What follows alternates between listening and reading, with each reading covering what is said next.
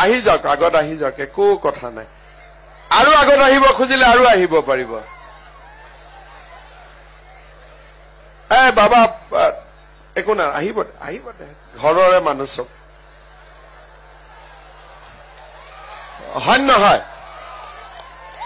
ঠিক আছে খালি আগত আহিলে এটাই কন্ডিশন পিছৰ মানুহে যাতে দেখা পায় সেইকাৰণে অলপ সাইডে সাইডে যাতে মানুহখিনি এইটো ফালে ঠিক আছে অকণমান এইফালে সন্মুখৰ খিনি এৰি এইটো ফালে সাইডত সাইডত সাইডত সাইডত বাবা সাইডত আহি ঠাণ্ডা গৰমো কম থাকিব আগৰ মানুহখিনি যাতে দেখা পায় বা দেউতা আপুনিও আগত আহি গল বাপৰে ঠিক আছে আজি আমাৰ এই পঞ্চায়ত মই পিছত লৈ লম ভাষণটো দিলম যোনে গামোচা দিব খুজিছে কাগজ দিব খুজিছে মই পিছত লৈ লম আজিৰ আমাৰ এই পঞ্চায়ত নিৰ্বাচনৰ নিৰ্বাচনী সভাত আমাৰ মাজত উপস্থিত সন্মানীয় মন্ত্ৰী কেশৱ মহন্ত ডাঙৰীয়া সাংসদ কামাখ্যা প্ৰসাদ তাছা ডাঙৰীয়া সামুগুৰি সমষ্টিৰ বিধায়ক দীপ্লুৰঞ্জন শৰ্মা ডাঙৰীয়া অনিমেশ শইকীয়া ডাঙৰীয়া আমাৰ জিলা সভাপতি বাবুল বৰা ডাঙৰীয়া নগাঁও জিলা এজিপিৰ সভাপতি মণিমাধৱ মহন্ত ডাঙৰীয়া সীমাঞ্চল দীঘাল ডাঙৰীয়া তিলক নাথ ডাঙৰীয়া কিশোৰ কৰ্মকাৰ ডাঙৰীয়া অৰূপজ্যোতি শইকীয়া ডাঙৰীয়া গংগাচৰণ মণ্ডল ডাঙৰীয়া ৰামবিলাস তাঁতী ডাঙৰীয়া সভাত উপস্থিত আই মাতৃসকল যুৱক যুৱতী বন্ধু বান্ধৱীসকল আৰু মোৰ সেৱাৰ থলী ৰাইজ পোনপ্ৰথমে মই আপোনালোক সকলোকে অসমীয়া নৱবৰ্ষ আৰু বহাগ বিহুৰ দেৰিকৈ হলেও শুভকামনা জনাইছো বিহু চালেনে নাই এবাৰ ভাল কৰি বিহু পালন কৰিলে মনবিলাক ফূৰ্তিত আছেনে নাই তেতিয়ালে মোৰ লগত এবাৰ ধুনীয়াকৈ কব ভাৰত মাতা কি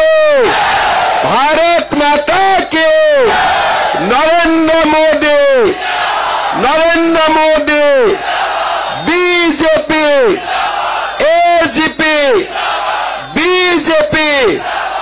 এজিপি একদম সবৰে মন ভাল আছে দুটা জিলা পৰিষদ আন কণ্টেষ্ট জিকিলোৱে আৰু বাকি দুটাও ধুনীয়াকৈ জিকি যাম হয় না নহয় দুটা জিকিলো নে নাই আন কণ্টেষ্ট জিকিলো তেতিয়াহলে বাকি দুটাও আপোনালোকৰ বিপুল ভোটত আমি জয়লাভ কৰিম হয় নহয় এটা কথা মই প্ৰথমতে কৈছো যে এইবাৰ নিৰ্বাচনত যোৱাবাৰ যেতিয়া পঞ্চায়ত ইলেকশন আছিলে এজিপি আৰু বিজেপি আমি দুইটা দলে যিকোনো কাৰণতে মিত্ৰতা কৰিব পৰা নাছিলো কিন্তু 21 চনৰ বিধানসভা আৰু 24 চনৰ লোকসভাত আমি একেলগে মিত্ৰতা কৰিছিলো এইবাৰ পঞ্চায়ত ইলেকশনতো আমি একেলগে ইলেকশন খেলিছো আৰু 26 চনৰ বিধানসভাও আমি এজিপি বিজেপি একেলগে আমি ইলেকশন খেলিম তাৰ মানে হাতী মানে পদুম মানে হাতী মানে পদুম মানে গতিকে কলিয়াবৰ বিধানসভা সমষ্টিত পঞ্চায়ত ইলেকশনত যেতিয়া আমি ভোট দিম বেলট পেপাৰত য'ত হাতীত দেখিম তাত আমি হাতীত ভোট দিম আৰু য'ত আমি পদুম দেখিম তাত আমি পদুম ভোট দিম এখন বেলট পেপাৰত পদুম আৰু হাতী একেলগে নাই হয় হাতী থাকিব নহয় পদুম থাকিব হাতীত দিলেও ভোট নৰেন্দ্ৰ মোদীয়ে পাব পদুমত দিলেও ভোট নৰেন্দ্ৰ মোদীয়ে পাব হাতীত দিলেও ভোট মই পাম পদুমত দিলেও ভোট নৰেন্দ্ৰ মোদীয়ে পাব হাতীত দিলেও ভোট কেশৱ মহন্তই পাব পদুমত দিলেও ভোট কেশৱ মহন্তই পাব বুজি পালো আমি সকলোৱে আৰু সেই কাৰণে আমি হাতীটো ভোট দিম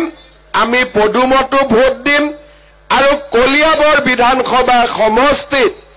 আমি 100% বিজেপি আৰু এজিপি দলক বিজয়ী কৰিম নে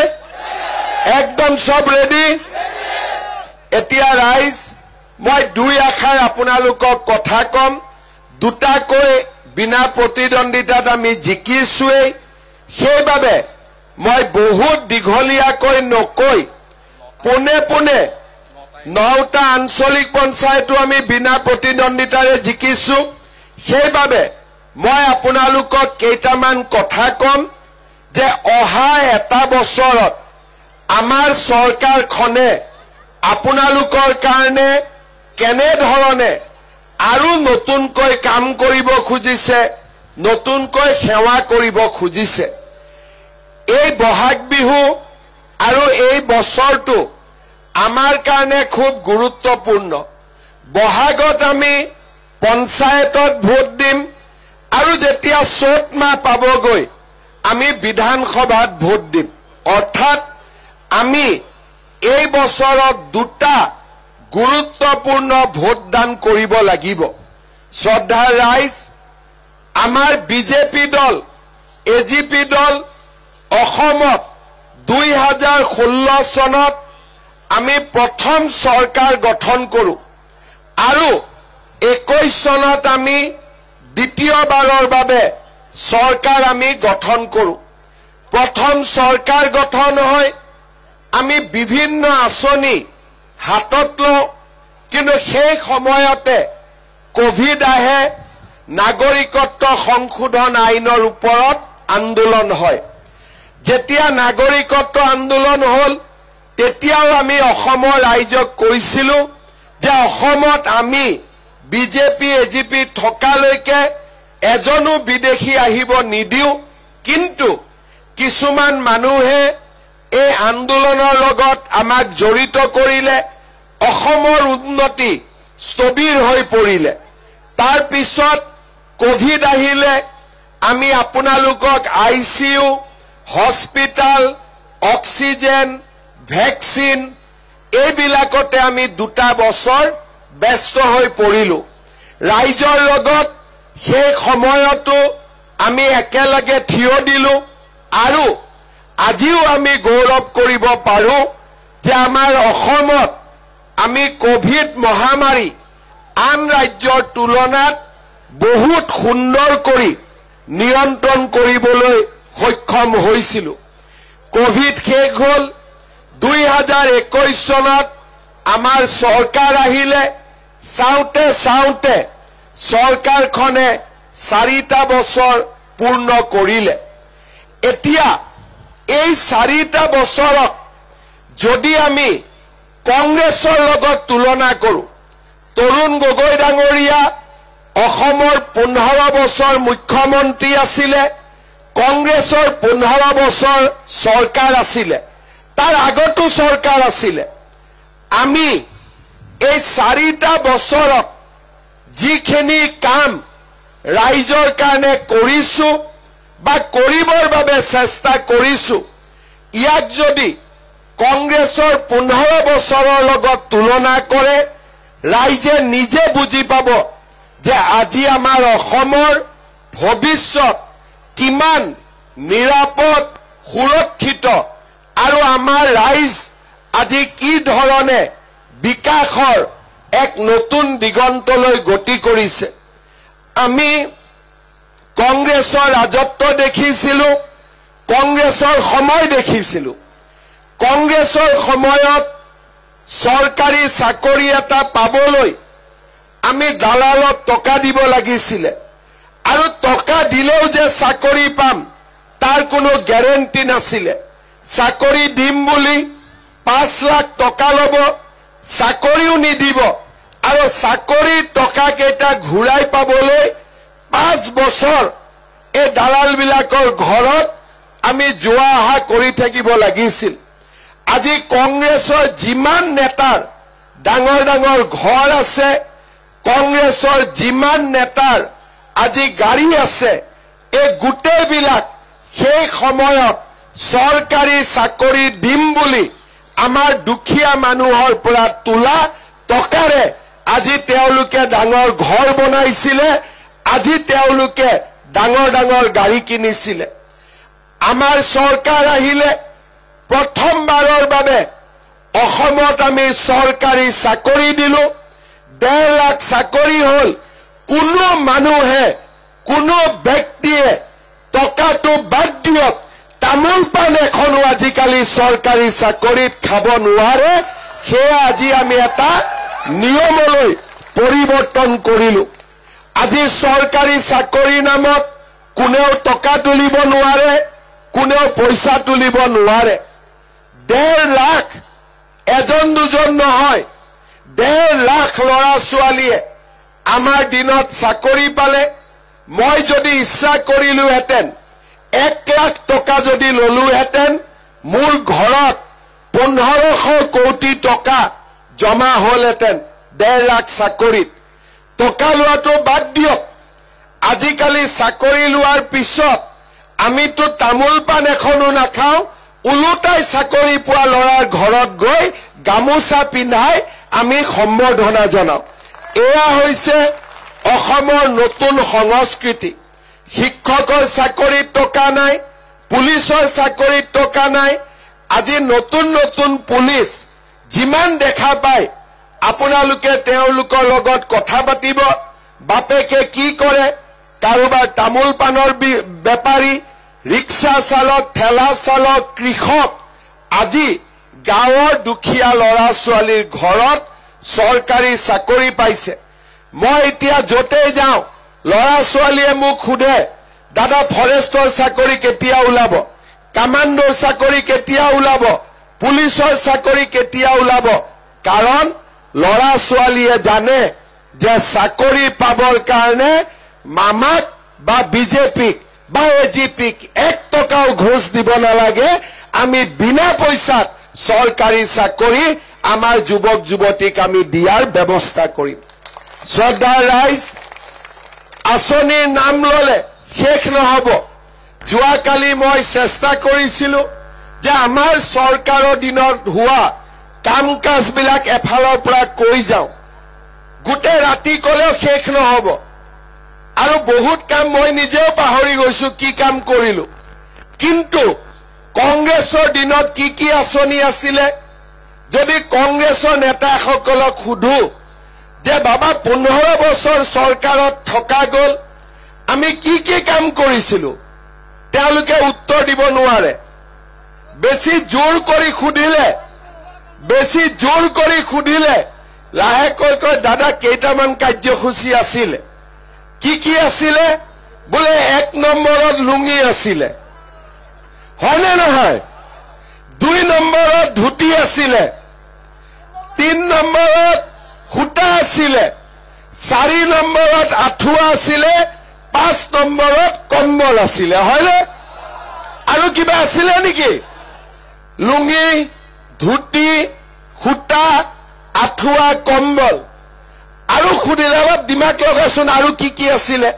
বোলে দাদা আমাৰ দিনত গড়বিলাকক মাৰি খৰ্গবিলাক লৈ যোৱাৰ এটা আঁচনি আছিলে নেকি হয়নে নহয় আজি লুঙিও নাই ধুতিও নাই খুটাও নাই কম্বলো নাই আঠুৱাও নাই আৰু গড়ৰ খৰ্গও কোনেও আজি চুৰি কৰি লৈ যাব নোৱাৰে কোনোবাই গড়ৰ ফালে চকু দিলে তাৰ চকুৱে কাঢ়ি লৈ যোৱা হয় আজি পৰিৱেশ পৰিৱৰ্তন হল সেইকাৰণে মাজে মাজে মোক ৰকিবুল হুছেইনে বেয়াও পায় যে কিয় গড়ৰ চোৰাং চিকাৰটো বন্ধ কৰি দিব লাগে যি নহওক এই লুঙি ধুতি খুটা আঠুৱা কম্বল এইবিলাকৰ ৰাজনীতি আজি শেষ হল কংগ্ৰেছ দলে বিধানসভাত মোক কয় যে অৰুণোদয় আঁচনি দি আপোনালোকে হিতাধিকাৰী সৃষ্টি কৰিছে তেতিয়া মই কংগ্ৰেছ বিলাকক কওঁ মই অৰুণোদয় দি হিতাধিকাৰী সৃষ্টি কৰিছো তোমালোকে লুঙি আৰু ধুতি দি কি সৃষ্টি কৰিছিলা হয়নে নহয় আজি মনত পেলাওক আইসকলে মাতৃসকলৰ মনত থাকিব কংগ্ৰেছৰ দিনত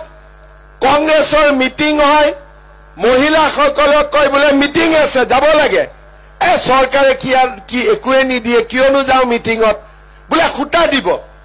মহিলাসকল মিটিঙত গল মিটিং হৈ গল 5000 মহিলা আহে খুটাৰ বান্ডিল লৈ আহে 200টা খুটাবোৰ বিলাই দিয়ে ট্ৰাকৰ ওপৰৰ পৰা মহিলাসকলে ক্ৰিকেট বলৰ কেচ ধৰা দি খুটাৰ ওপৰত জাপ মাৰি পৰে হয় না নাই মই মনত পৰিছে না নাই মনত পৰিছে না নাই আজি সেইবোৰ আছিল কংগ্ৰেছৰ দিন আজি আমি কি কৰিলো লুঙি ধুতি শেষ আমি কলো যে অসমত অৰুণোদয় আঁচনি আহিব প্ৰথমতে বেংকত 830 টকা এতিয়া 1250 টকা আগতে আমাৰ এটা সমষ্টিত আছিলে 16000 তাৰ পিছত কৰিলো আমি 22000 এইবাৰ 40000 পৰিয়ালে কলিয়াবৰ সমষ্টিত অৰুণোদয় আঁচনি পাব কেশৱদাই মোক কৈছে যে নহয় ইয়াৰ পিছতো অকণমান দুখীয়া মানুহ বাদ পৰি যাব তেওঁলোককো আমি দিব লাগে মই আজিয়ে ঘোষণা কৰিছো কলিয়াবৰত আৰু 4000 নতুনকৈ অৰুণোদয় আঁচনি দিয়াৰ আমি ব্যৱস্থা কৰিম ভাল হ'বনে বেয়া হ'ব লুঙি ভালনে অৰুণোদয় ভাল লুঙি ভালনে অৰুণোদয় ভাল ধুতি ভালনে অৰুণোদয় ভাল শ্ৰদ্ধা ৰাইজ আজি অৰুণোদয় আঁচনি পালে আমি কতো মিটিঙত গৈ ট্ৰাকৰ ওপৰৰ পৰা দলিয়াই দিয়া অৰুণোদয় ল'ব নালাগে 10 তাৰিখে অৰুণোদয় নিজে নিজে বেংকৰ একাউণ্টত জমা হৈ যায় কতো মিটিঙত যাব নালাগে কতো আমি টকাটোৰ কাৰণে জপিয়াই পৰিব নালাগে শ্ৰদ্ধা ৰাইজ অৰুণোদয় আহিলে মোদী ডাঙৰীয়াই বিনা পইচাত আমাক চাউল দিলে তাৰ পিছত আমি আগুৱাই গলো ৰেশন কাৰ্ডখন দেখুৱালে আয়ুষ্মান ভাৰত আয়ুষ্মান অসম 5 লাখ টকালৈকে আমি চিকিৎসা সাহায্য পালো আমাৰ চৰকাৰে কলেজত বিনামূলীয়া এডমিশন আৰম্ভ কৰিলে এইবাৰ মই তাতো অলপ ঠিক কৰিব খুজিছো বিনামূলীয়া এডমিশন ললে আগতে ইনকাম সাৰ্টিফিকেট লাগে গাঁওবুঢ়াৰ তাত যাব লাগে মৌজাদাৰৰ তাত যাব লাগে তাতো টকা পইচা খৰচ কৰিব লাগে এইবাৰ মই নিয়ম কৰিছো যে ৰেশন কাৰ্ডখন দেখুৱালে আমি বিনামূলীয়া এডমিশন পাই যাম আমাক ইনকাম সাৰ্টিফিকেট দৰকাৰ নাই ভাল হ'বনে বেয়া হ'ব ভাল হ'বনে বেয়া হ'ব শ্ৰদ্ধা ৰাইজ লোকসভা ইলেকশ্যনৰ সময়ত মই কলিয়াবৰত আহিছিলো কামাখ্যা দাস আমাৰ কেণ্ডিডেট আছিলে আপোনালোকে ভোট দি জিকালে তেতিয়া ৰাইজে মোক কৈছিলে যে জিঅ টেগিং ঘৰৰ জিঅ টেগিং কৰোতে আমি 10000 15000 টকা ঘোষ দিব লাগে সকলোকে ঘৰ লাগে কিন্তু ঘৰ পোৱা নাই বোলে কিয় পোৱা নাই বোলে মই টকা দিব নোৱাৰিলো জিঅ টেগিং কৰিব পৰা নাই এইবাৰ আমি কি কৰিলো যে জীৱিকা সখী বাইদেউ সকলে আমাৰ ঘৰ বিলাকৰ জিঅ টেগিং কৰি দিলে এইবাৰ টকা লৈছে নেকি এইবাৰ লৈছে নেকি পিছফালৰ পৰা টক লৈছে নেকি তাৰ ওপৰতো যদি কোনোবা মানুহ মিছ হৈ গল জিঅ টেগিং কৰিব নোৱাৰিলে 10 মেৰ পৰা আমি 20 দিন সময় আপোনালোকক দিম নিজৰ জিঅ টেগিং নিজে কৰি ল'ব পাৰিব কোনেও জিঅ টেগিং কৰি দিব নালাগে নিজৰ জিঅ টেগিং আমি নিজে কৰিব পাৰিম বেয়া হ'বনে ভাল হ'ব নিজৰ পইচা নিজে ল'ব নেকি কোনবাই নিজৰ পইচাটো নিজে নলয় গতিকে নিজৰ জিঅ টেগিং নিজে কৰক আৰু সকলোৱে আমি সুন্দৰ কৰি প্ৰধানমন্ত্ৰী আৱাস যোজনাৰ ঘৰো পোৱা আৰম্ভ কৰিম অৰুণোদয় হল চাউল হল মেডিকেলৰ চিকিৎসাৰ খৰচ ওলালে কৃষক সন্মান নিধিৰ টকা আহিলে কলেজত এডমিশন বিনামূলীয়া হল জিঅ টেগিং হল এতিয়া 1 অক্টোবৰৰ পৰা আমি আৰু এটা নতুন কাম কৰিব খুজিছো সেইটো হল চাউলটো আহিলে কিন্তু ৰেশন কাৰ্ডত 1 অক্টোবৰৰ পৰা আমি কম দামত দালি দিম নিমখ দিম আৰু চেনিও দিয়াৰ ব্যৱস্থা আমি আৰম্ভ কৰিম তাৰ মানে এতিয়া আপোনালোকে ৰেচন কাৰ্ডত বজাৰতকৈ কম দামত 30 টকা কম দামত চেনি পাব চাউল বিনামূলীয়া পাব নিমখ বজাৰতকৈ 10 টকা কম দামত পাব আৰু চেনি বজাৰতকৈ 30 টকা কম দামত পাব তাৰ মানে দুখীয়া মানুহৰ কাৰণে চাউল হল বিনামূলীয়া চিকিৎসা হল বিনামূলীয়া কলেজত এডমিশন হল আমাৰ প্ৰধানমন্ত্ৰী আৱাস যোজনা জিঅ' টেগিং হল চেনি পালো দালি পালো নিমখ পালো লুঙি ধুতিতকৈ ভাল নে বেয়া একদম মনৰ পৰা কওকচোন একদম মনৰ পৰা কওক লুঙি ধুতিতকৈ ভাল নে বেয়া যিবিলাক মানুহে আগতে কংগ্ৰেছত ভোট দিছিলে তেওঁলোকেও এবাৰ চিন্তা কৰি চাওক যে আমাৰ আঁচনিবিলাক লুঙি ধুতিতকৈ ভাল নে বেয়া এতিয়া চাউল হল দালি হল নিমখ হল চেনি হল আৰু কি লাগে বাইদেউসকলক কওক আৰু কি লাগে চিন্তা কৰি কওক আজিয়ে কৈ দিয়ক আৰু কি লাগে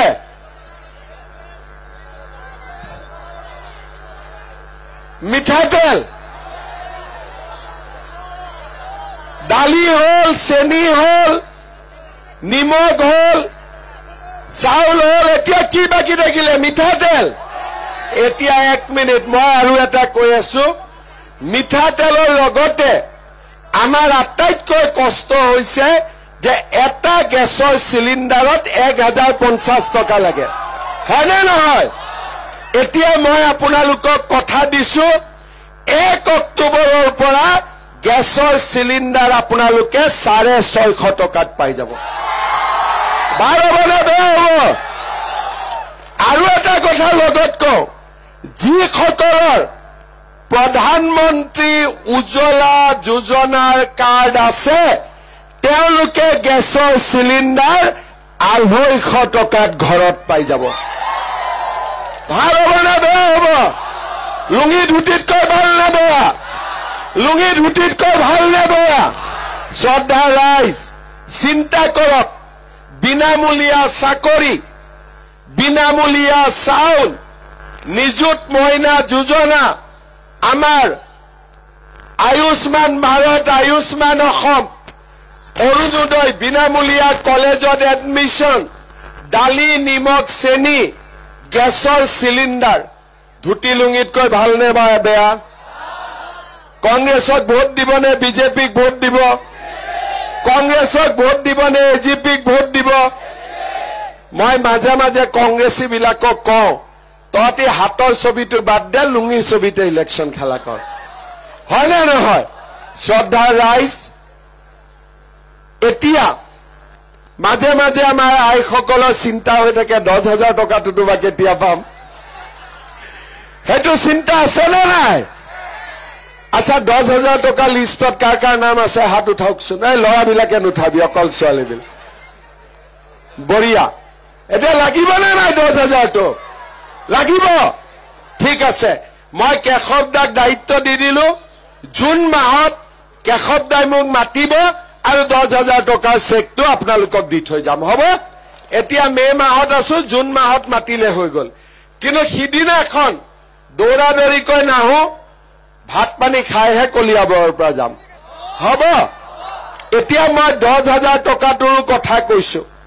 কংগ্ৰেছে ভাবে আমি 10,000টো দিব নোৱাৰিম কিন্তু বিহালী সমষ্টিত আমি 10,000 ইতিমধ্যে দিলোই এই পঞ্চায়ত ইলেকশ্যনৰ পিছতেই আমি 10,000 টকাটো দি শেষ কৰিম কিন্তু 10,000 টকাটো নহয় মোৰ উদ্দেশ্যটো 10ৰ পিছত আমি 25 পাব লাগিব 25ৰ পিছত আমি 50 পাব লাগিব যিসকলে 10,000 টকাটো ভাল কৰি খৰচ কৰে মানে স্বামীয়ে ব্যৱসায় কৰে স্বামীৰ ব্যৱসায় 10,000টো দি দিয়ক নিজে গৰু ছাগলী মুৰ্গী হাঁহ তাঁতশাল এইবিলাক কামত 10,000টো খৰচ কৰক আমি আপোনালোকক ইনকুৱাৰী কৰিম যিসকলে 10,000 টকাটো ভাল কৰি খৰচ কৰিব অহাবাৰ মই তেওঁলোকক 25,000 টকাকৈ দিয়াৰ ব্যৱস্থা কৰিম কিন্তু তাতো এটা কথা আছে যিবিলাকে 3টা বাচ্চা থাকাৰ কাৰণে এবাৰ 10টো পালে অহাবাৰ যদি 4টা বাচ্চা কৰি দিয়ে তেতিয়া কিন্তু 25টো নাপাব ঠিক কৈছো না নাই সেইকাৰণে এইটো কথা মনত ৰাখিব বোলে 10,000 পালো ঘৰত আৰু এটা বাচ্চা জন্ম হৈ গল বাস্তাত 4টা হৈ গল 25টো নহব 50টো নহব সেইকাৰণে হাজবেণ্ড বিলাকে ভাল কৰি মনত ৰাখিব যাতে বাচ্চা 3তকৈ ওপৰত নাযায় ঠিক কৈছো না নাই মই আমাৰ মাসকলে 3টাতকৈ নিবিচাৰে কিন্তু আমাৰ দেউতাসকলে কেতিয়াবা 4টা 5টা 6টা 8টা 9টা বিচাৰি দিয়ে গতিকে কি লাগিব 3টা হৈ গল আৰু 3 নম্বৰটো যদি আল্লাহটোক লৰা নিদিয়া কৰ পৰা লৰা হ'ব সেইকাৰণে মই কৈছো 3টা 2টা আৰু এটা আৰু যদি জজা হলতো 4টাও হৈ যাব ঠিক আছে এতিয়া 10,000 টকাটো পাব 10,000ৰ পিছত 25টো পাব আৰু 25,000টো ভালকৈ খৰচ কৰিলে আমি মহিলাসকলক 50,000 টকালৈকে দিম আজি আপোনালোকে লিখি লওক শ্ৰদ্ধা ৰাইজ কিছুমান মানুহে মোক কয় যে আপুনি মহিলাকে দি আছে আমাক নিদিয়ে এতিয়া এই কথাটো মোক চিন্তা কৰক এটা কথা মোক উত্তৰ দিয়ক যেতিয়া অৰুণোদয় আঁচনিটো ঘৰত আহে কষ্ট কাৰ কমে হাজবেণ্ডৰ কষ্ট কমি যায় নে নাযায় ঘৰখন চলোৱা গেছৰ চিলিণ্ডাৰ যেতিয়া 1,050 টকা জাগাত 650 টকা আহিব লাভ কাৰ হ'ব হাজবেণ্ডৰ হ'ব নে নাই গতিকে কলেজত যদি এডমিশন ললে ছোৱালীৰ যদি পঢ়াৰ খৰচটো চৰকাৰে দিয়ে হাজবেণ্ডৰ লাভ হয় নে নহয় নহলেতো বাপেকে সুদত টকা ধাৰ লৈ কলেজত পঢ়াব লাগিব এতিয়া কলেজত মামাই পঢ়াই আছে গতিকে দেউতাক কষ্টটো টকা পইচা বেলেগ কামত ঘৰত লগাব পৰা হৈছে এতিয়া আমি কিমান চিন্তা কৰিছো ক্লাছ 9ত আমি সাইকেল দিছো ছোৱালী যদি কলেজত যায় আমি নিযুত মইনা আঁচনি দিছো এইবাৰ নতুনকৈ আৰু 2টা আঁচনি আমি কৰিব খুজিছো আমাৰ যদি ধনী মানুহৰ ঘৰত যায় লৰা মেট্ৰিক দিব আৰু মাকে লৰাটোক গাখীৰ খুৱাব খোজে লৰাটোৱে গাখীৰ নাখায় মাকে কয় বাবা মেট্ৰিক দিবি গাখীৰ খাচোন লৰাটোৱে কয় কিমান গাখীৰ খাম আৰু মা নাখাও কিছুমানৰ গাখীৰ আছে লৰাই গাখীৰ নাখায় আকৌ কিছুমান মাকে লৰাক গাখীৰ খুৱাব খোজে ঘৰত গাখীৰ নাই হয়নে মই ঠিক কৈছো নে মাকৰ মনত ইচ্ছা যে লৰাটোৱে মেট্ৰিক দিব লৰাটোক গাখীৰ এগিলাস খুৱাও পইচাই নাই কৰ পৰা গাখীৰ খুৱাব এইবাৰ মই সিদ্ধান্ত লৈছো যে যিমান লৰা ছোৱালীয়ে মেট্ৰিক দিব মেট্ৰিক নোহোৱালৈকে যাতে ভাল কৰি ঘৰত গাখীৰ এগিলাস পাব পাৰে ভাল কিতাপ এখন কিনিব পাৰে মেট্ৰিক দিয়া লৰা ছোৱালীক মই প্ৰত্যেক মাহত 300 টকাকৈ বেংকৰ একাউণ্টত দি থাকিম যেতিয়ালৈকে মেট্ৰিক নহয় ভাল হ'ব নে বেয়া হ'ব ধুতি লুঙিতকৈ ভাল নে বেয়া ধুতি লুঙিতকৈ ভাল নে বেয়া শ্ৰদ্ধা ৰাইজ মোৰ লৰা ডিগ্ৰী পাছ কৰিলে বোলে আজি ইণ্টাৰভিউ গুৱাহাটীত আজি ইণ্টাৰভিউ ডিব্ৰুগড়ত আজি ইণ্টাৰভিউ দিল্লীত বাপেক মাকৰ পৰা পইচা খুজিব লাজ কৰে ইণ্টাৰভিউ মাৰা নহয় এডিআৰিত যদি আমি ফিজ লওঁ ক্যান্ডিডেট 4 লাখ হয় আৰু ফিজ নললে ক্যান্ডিডেট 10 লাখ হয় তাৰ মানে ফিজৰ নামত 200-300 টকা দিব আমাৰ বহুতৰ ঘৰত পইচা নাথাকে কাৰণ এটা পৰীক্ষাটো নহয় 8টা 9টা 10টা পৰীক্ষা হয় 300 দি থাকিলেতো আৰু 1000 টকা লাগি গল বহুত লৰাই পৰীক্ষা নিদিয়ে এইবাৰ আমি ঠিক কৰিছো যিমান লৰা ছোৱালীয়ে ডিগ্ৰী পাছ কৰিব সেই লৰা ছোৱালীক 1 বছৰৰ কাৰণে তেওঁলোকৰ বেংক একাউণ্টত মই প্ৰত্যেক মাহত 2,500 টকাকৈ জমা দিম আজি আপোনালোকে চিন্তা কৰক 9ৰ চাইকেল, ক্লাছ 10ৰ ল'ৰা ছোৱালীক মাহত 300 টকা, হায়াৰ ছেকেণ্ডাৰী যোৱাৰ লগে লগে নিযুত মইনা আৰু ডিগ্ৰী পাছ কৰা ল'ৰা ছোৱালীক 1 বছৰৰ কাৰণে 2,500 টকা। আগত কোনবা চৰকাৰে কৰিছিলে কামবিলাক? আগত কোনবা চৰকাৰে কৰিছিলে? লুঙি ধুতিতকৈ ভাল নে বেয়া? শ্ৰদ্ধাৰ ৰাইজ, আজি আমাৰ চৰকাৰখনে ৰাস্তা বনাইছে, দলং বনাইছে, হস্পিটাল বনাইছে, ষ্টেডিয়াম বনাইছে আৰু তাৰ লগতে দৰিদ্ৰ দুখীয়া মানুহৰ লগত থিয় হৈ পৰিয়ালটো চলাবৰ কাৰণে যাতে আমাৰ কষ্ট কম হয় তাৰ কাৰণেও ব্যৱস্থা কৰিছে। যোৱা 4 বছৰত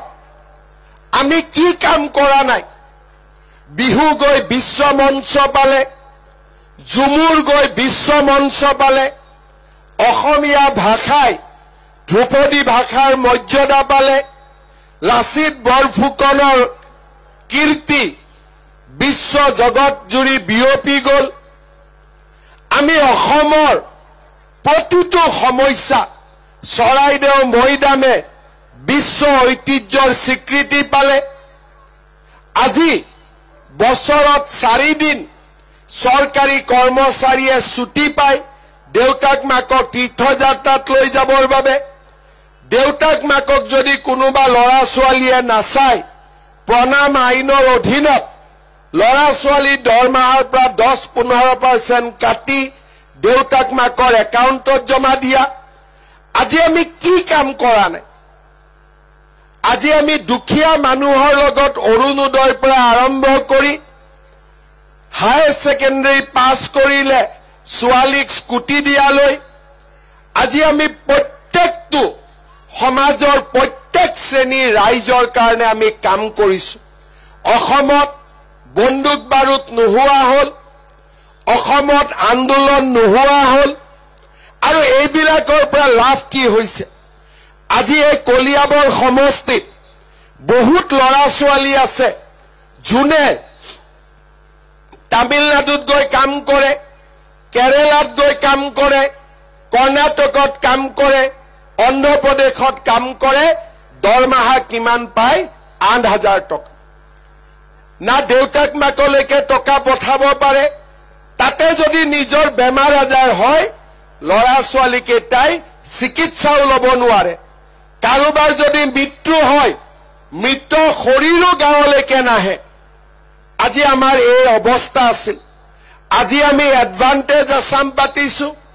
5 লাখ কোটি টকাৰ অসমত বিনিয়োগ হ'ব আৰু বিনিয়োগ যোনেই নকৰক মোৰ এটাই উদ্দেশ্য, যিমান ল'ৰা ছোৱালী 8,000 টকা দৰমহাত কেৰালা, তামিলনাডু, কৰ্ণাটকত কাম কৰি আছে সিহঁতক যাতে মই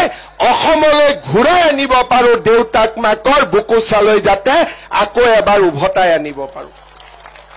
আজি কোনেও এইবোৰ কথা চিন্তা কৰা নাছিলে। ল'ৰা ছোৱালীক কেনেকে বাহিৰৰ পৰা ঘূৰাই আনিম, 50,000 টকাৰ কাৰণে বাহিৰত চাকৰি কৰিব যাওক, 1 লাখ টকাৰ কাৰণে যাওক, কিন্তু সিকিউৰিটি গাৰ্ড হবৰ কাৰণে 8,000 টকা দৰমহাৰ কাৰণে অসমৰ বাহিৰত যোৱা আমি কেতিয়াও মানি ল'ব নোৱাৰো। আজি অসমত শান্তি আহিলে, উদ্যোগীকৰণ আৰম্ভ হ'ল আৰু এনেকৈ যাতে আমি যদি আগুৱাই লৈ যাব পাৰো আমাৰ ৰাজ্যখনক আমি বিকাশৰ এক নতুন দিগন্তলৈ লৈ যাব পাৰিম। শ্ৰদ্ধাৰ ৰাইজ, অলপ সময় আগতে মই আপোনালোকক চাকৰিৰ কথা কৈছিলো। কিছুমান ল'ৰা ছোৱালী থাকিব চাকৰিও নাপাব। তেওঁলোকৰ কাৰণে আমি কি কৰিম? স্কিল ট্ৰেইনিং হ'ব, কিন্তু বহুত ল'ৰাই ব্যৱসায় কৰিব খোজে, বহুত ল'ৰাই উদ্যোগ স্থাপন কৰিব খোজে। এতিয়া আমি সিদ্ধান্ত লৈছো যে যি ল'ৰা ছোৱালীয়ে চাকৰি নাপাব তেওঁলোকক ব্যৱসায় কৰিবৰ কাৰণে আমি 2 লাখ টকাকৈ তেওঁলোকক সহায় কৰিম। বেংকৰ লোন নহয়, ডাইৰেক্টলি চৰকাৰৰ পৰা 2 লাখ টকা আমি তেওঁলোকক দি দিম যাতে তেওঁলোকে আগবাঢ়ি যাব পাৰে। এই বছৰ আমি কলিয়াবৰ সমষ্টিৰ 1000 ল'ৰা ছোৱালীক 2 লাখ টকা দিয়াৰ বাবে সিদ্ধান্ত গ্ৰহণ কৰিছো শ্ৰদ্ধাৰ ৰাইজ আজি আপোনালোকে চিন্তা কৰক ল'ৰা ছোৱালীক পঢ়ুৱাৰ পৰা চিকিৎসাৰ পৰা চাউলৰ পৰা দালিৰ পৰা গেছলৈকে আমি এটা কথাও এৰি দিয়া নাই আমি ৰাইজৰ লগত থিয় হৈ আছো আৰু সমাজখনক আগুৱাই লৈ যাবৰ বাবে আমি চেষ্টা কৰিছো এতিয়া আপোনালোকে নিজে সিদ্ধান্ত লওক যে আমি কংগ্ৰেছক ভোট দিম নে এজিপি বিজেপিক ভোট দিম কাক ভোট দিম শ্ৰদ্ধাৰ ৰাইজ আমি সকলোৱে চিন্তা কৰিব লাগিব যাতে লুঙি ধুতি দিনলৈকে আমি ঘূৰি যাব নালাগে আমি যাতে অসমখনক আকৌ অশান্তিকৰ পৰিৱেশলৈ লৈ যাব নালাগে আৰু আমাৰ ৰাজ্যখনক আমি ভাৰতৰ সৰ্বশ্ৰেষ্ঠ ৰাজ্যলৈ আমি আগবঢ়াই লৈ যাব পাৰো শ্ৰদ্ধাৰ ৰাইজ এতিয়া মই এটা বেলেগ কথা কম যোৱা কেইদিনমানৰ পৰা আমাৰ সকলোৰে মন বহু কাৰণত বেয়া হৈ আছে পেহেলগামত পাকিস্তানী লোকসকলে আহি আমাৰ ভাৰতৰ বহু কেইজন লোকক গুলিয়াই হত্যা কৰিলে ভাৰতৰ প্ৰধানমন্ত্ৰী নৰেন্দ্ৰ মোদী ডাঙৰীয়াই ঘোষণা কৰিছে যে এই সন্ত্ৰাসবাদীবিলাক পৃথিৱীৰ য'তে লুকাই নাথাকক কিয় ভাৰতে বিচাৰি উলিয়াব আৰু ভাৰতে এই সন্ত্ৰাসবাদীসকলক চৰম শাস্তি প্ৰদান কৰিব শ্ৰদ্ধাৰ ৰাইজ আমি আশা কৰিছো প্ৰধানমন্ত্ৰী মোদী ডাঙৰীয়াক ভগৱানে শক্তি দিব